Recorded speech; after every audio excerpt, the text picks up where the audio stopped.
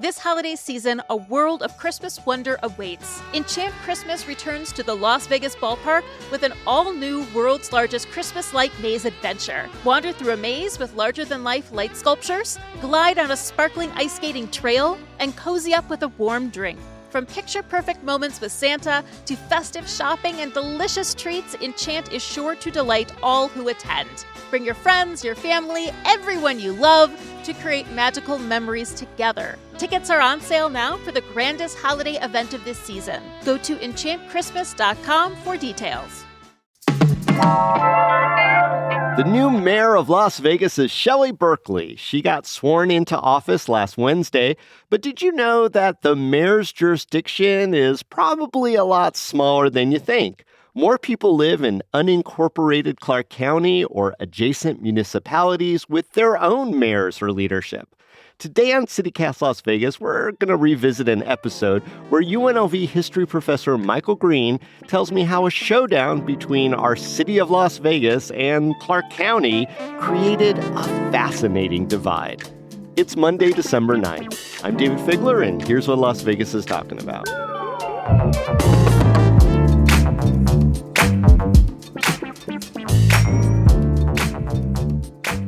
And one more thing, today we're kicking off our end-of-the-year membership campaign, and this week I'll be sharing why I hope you'll become a CityCast Las Vegas member, which you can do at membership.citycast.fm.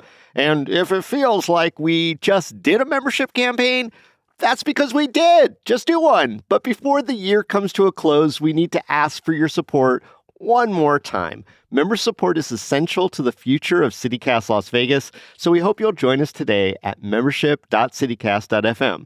I mean, let's get real. After weeks of divisive headlines and a national election that left a lot of us feeling drained and, I'm just going to say it, exhausted, it's just too easy to feel helpless. The national news can alienate us, but the solve to all that is finding a connection closer to home. And that's why CityCast Las Vegas is here. We focus on what's happening in our neighborhoods, on our streets, and in our communities throughout the valley.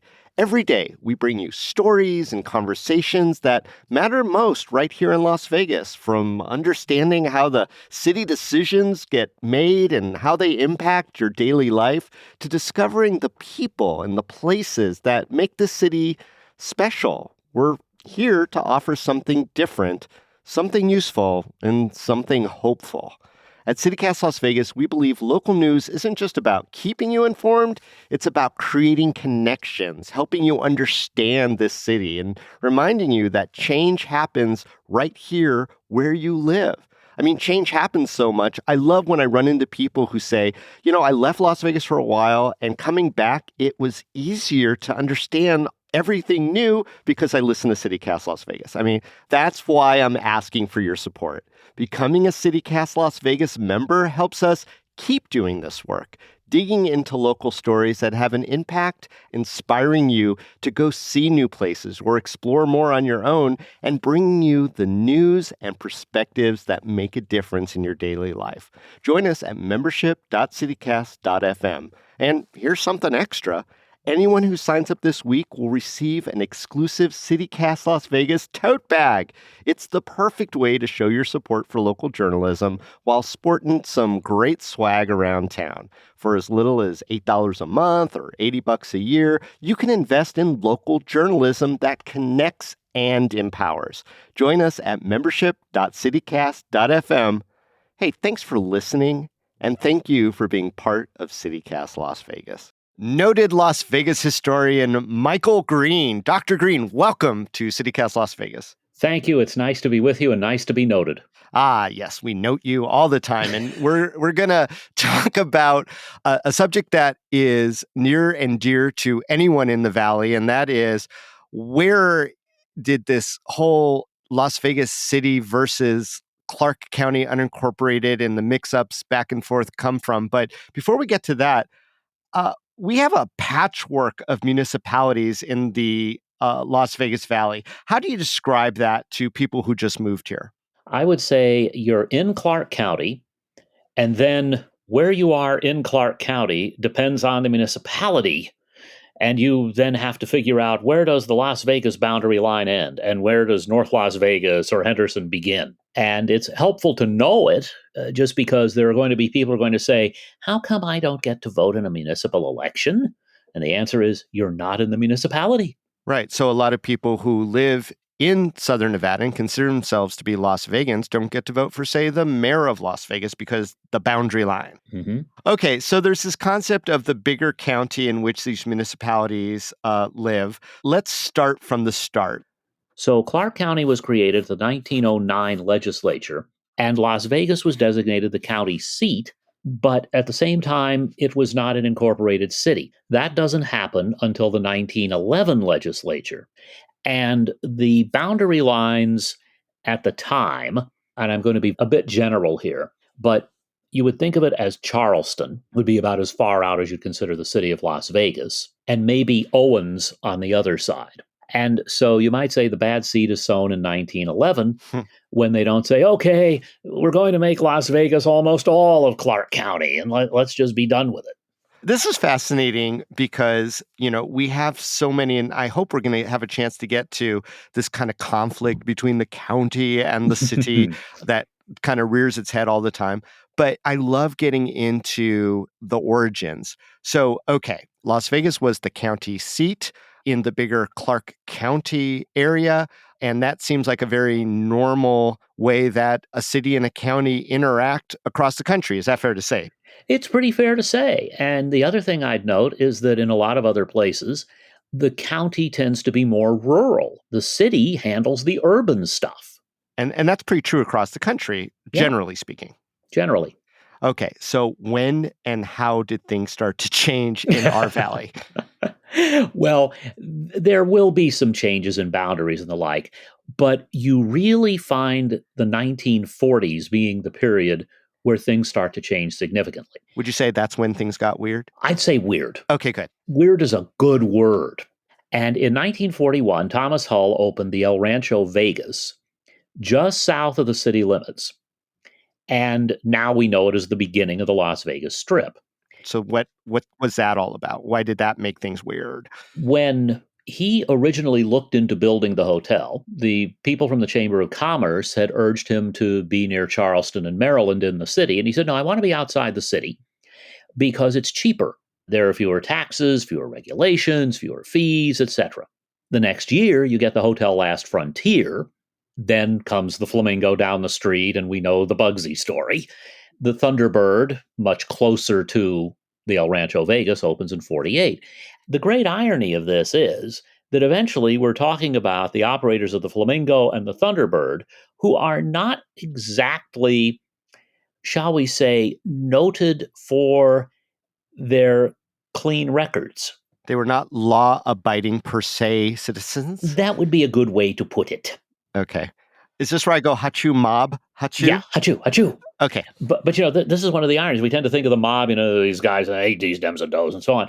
And these are business people. Sure. They're thinking in terms of what works best for their business. And they didn't want to be in the city because of, it sounds like economic? It's mainly economic, I think, but there is an element of the political.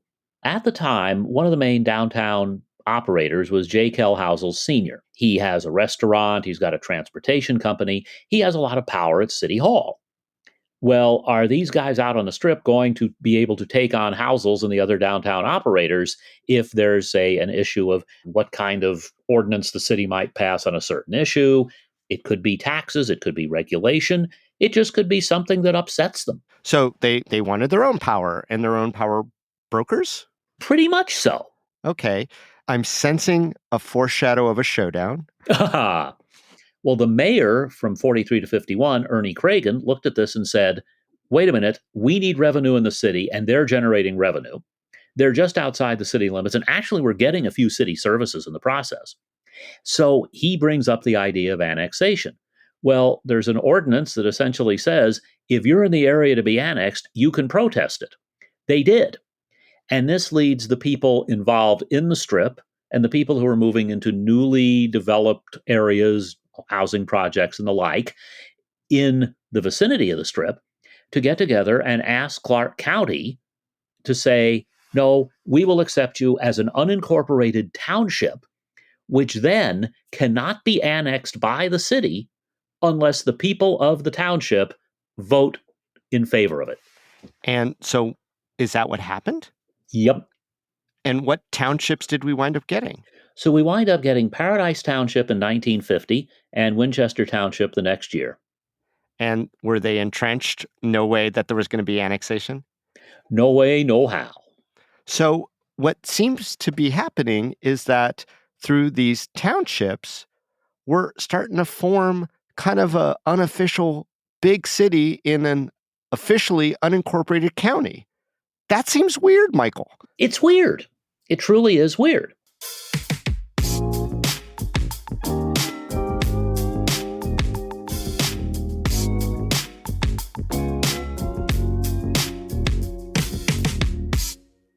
Wino, that's spelled Wineaux, is the latest rage for wine lovers and the vino curious around the valley. Located in a sweet new spot at the Uncommons off the 215, Wino is more than a wine bar, it's a marketplace. It's a welcome escape because it's so comfy in there too. It's a wine shopper's paradise. Wino is staffed with a helpful, knowledgeable, and friendly team that guides guests as they try, buy, and fall in love with great wines at all the price points for any budget. At Wino, you could order bottles, bites, and market items online for easy in-store pickup. There's also the Wine Club, where you could subscribe to get 2 unique bottles every month. Whether you're a curious newbie or an experienced connoisseur, their selection will have you excited to dive into a specific region or try a new grape variety. Head on over to winolv.com today to shop around, or head to Wino at the Uncommons for an in-store adventure.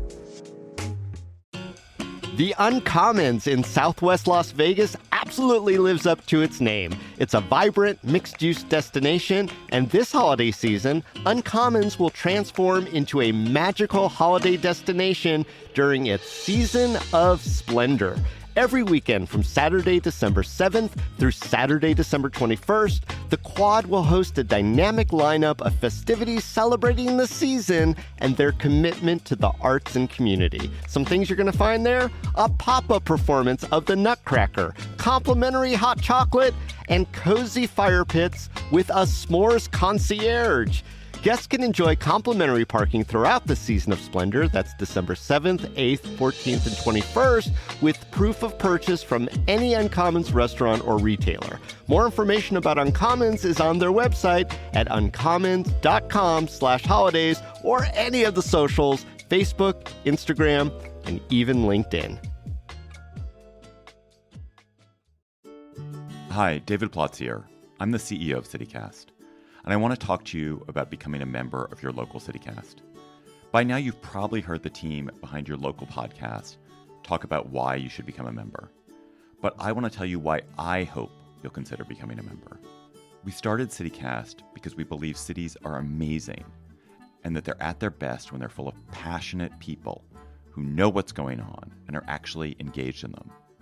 But it's pretty hard to know what's going on in your city and how to be part of it and how to change it.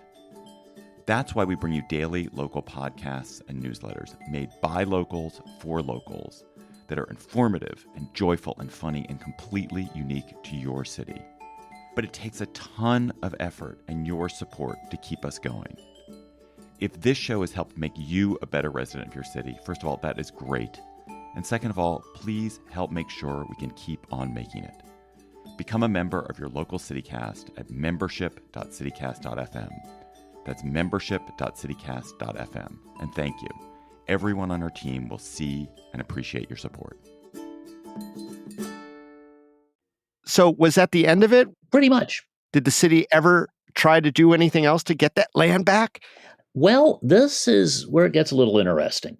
A furniture dealer named Orrin Gregson was elected mayor. And unless we get rid of term limits, Gregson will have the distinction of being the only person to be a 4-term mayor of Las Vegas, served from 59 to 75. And he was interested in trying to eliminate this duplication, because as the Strip grew, as the area around it grew, that meant that the Clark County Commission was becoming more and more an urban operation. So why are we having 2 police forces, a city and a county? Why are we having all of these things.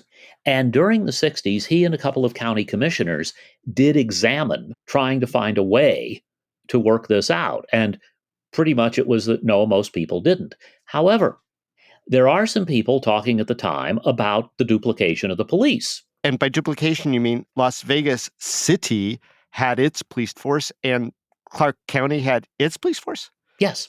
Okay.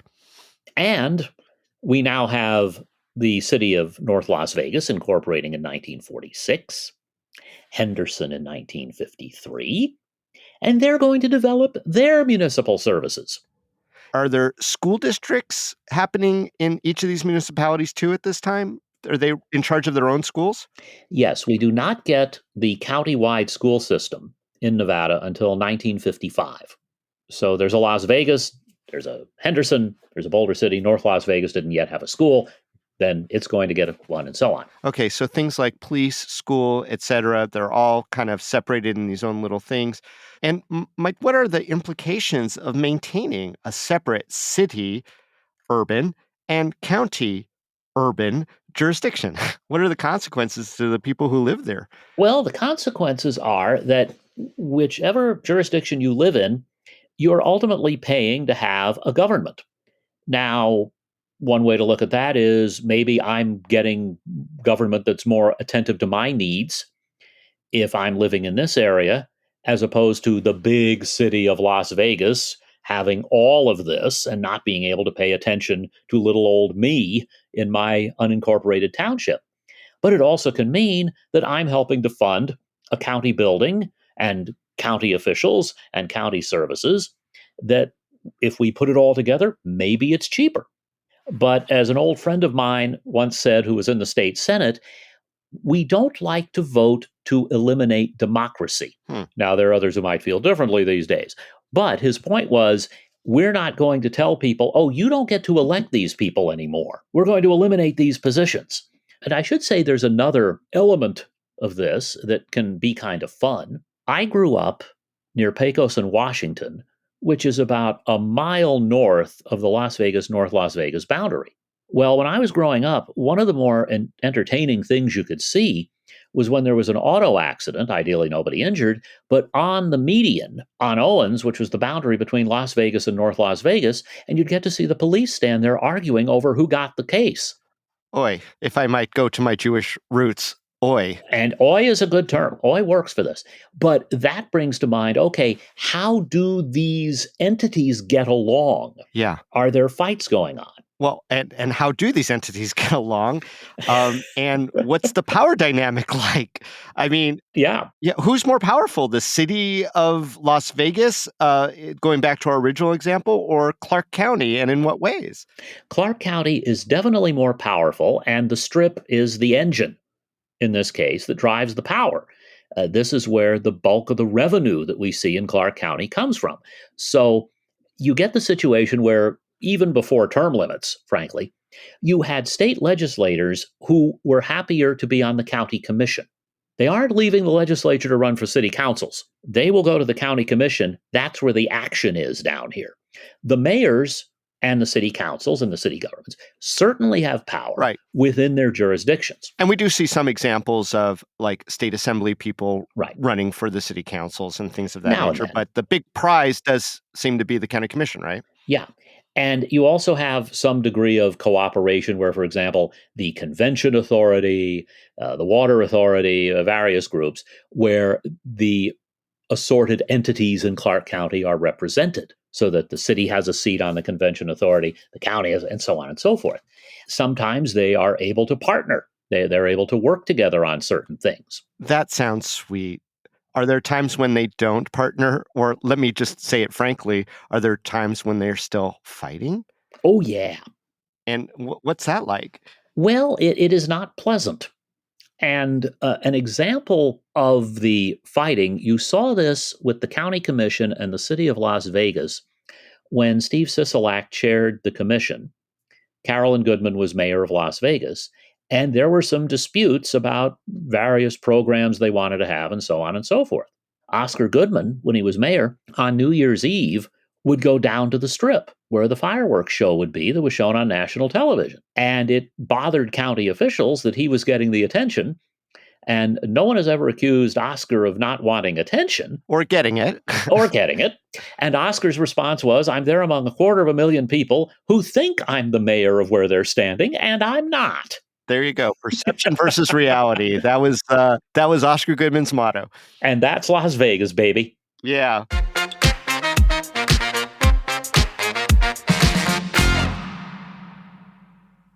So I want to kind of focus in on this weird power dynamic that you describe. Is it typical that a city the size of Las Vegas is less powerful than the county in which it's contained? I would say no. It's not typical. You can look at Southern California, and of course, we have so many connections to, similarities to Southern California. You've got LA County, big county. The city of Los Angeles has more than enough power there. And there are these smaller cities, Pasadena, Glendale, South Pasadena, so on and so forth. So there are areas where all of a sudden you're driving along and, wait, I thought I was here, and I'm there. And there's an element of that here, except in this case, you have the county entity having the power. That's unusual. And does history provide us with any examples to draw a conclusion that this is a good thing, a bad thing, a sustainable thing? I don't really think it does.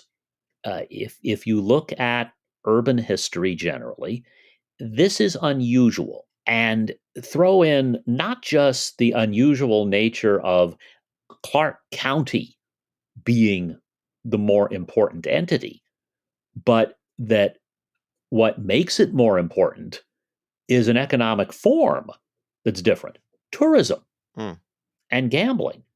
It's not like saying, we're in New York City and Manhattan has all of these important businesses and there's tourism and Broadway and all that, but there are all these other things.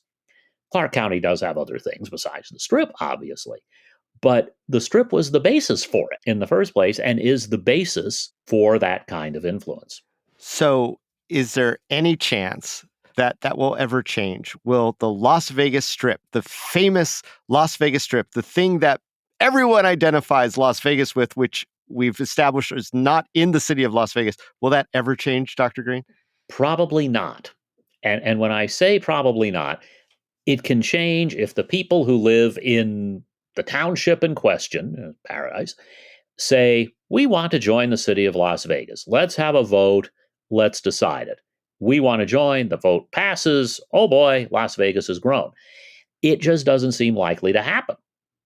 And I think it's partly because it would be quite a lift. It would be quite a heavy-duty act to be able to get the thing explained, much less get support for it. And so both the mystery, the confusion, and the wonder of our unique experiment in government continues. And I remain confused, and I wonder what's going on. Well, if I had to be in a room of confusion with anyone, it is the most wonderful historian that I know and who really can explain this better than anyone, Dr. Michael Green. Thank you so very much for being on CityCast Las Vegas. Well, thank you, and I'd be glad to be in a room of confusion with you. And a reminder that our end of the year campaign is underway. Become a CityCast Las Vegas member to support journalism that connects our city. Go to membership.citycast.fm right now to join. And if you're already a member, thank you. We couldn't do this work without you.